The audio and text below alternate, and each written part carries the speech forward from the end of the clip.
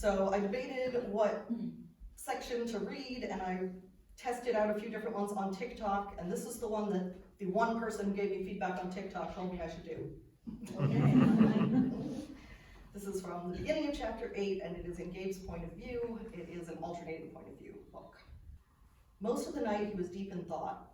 Anna had come through for him in a way he never expected. She was at Rosehaven to run activities. She wasn't a nurse or a caretaker or an aide. As far as he knew, she had no reason to recognize a medical problem like that. But she had noticed. She had somehow seen when something was wrong, though no one else had. He had never seized up that badly before, and he was rattled from the experience. But he was also intrigued by Anna's tenacity. Once again, she had stayed when anyone else he knew would have run away. She moved towards problems instead of away from them. It was an unusual quality, and he respected it.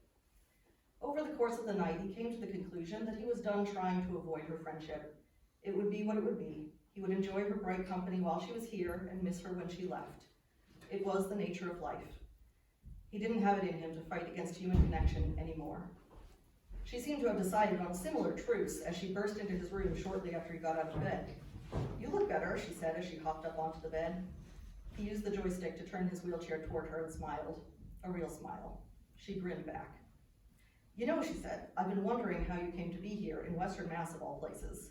She pulled out her phone. "Let's find out."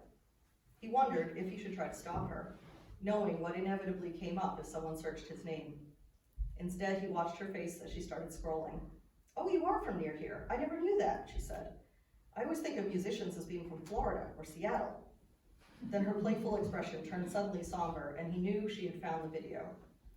After a few moments, her face drained of color. She gasped and then looked back up at him.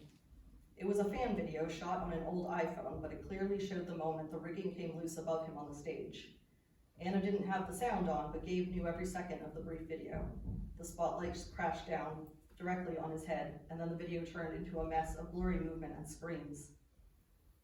"I'm so sorry," Anna said, her voice shaking. Gabe shrugged one shoulder. "I should have known that would come up."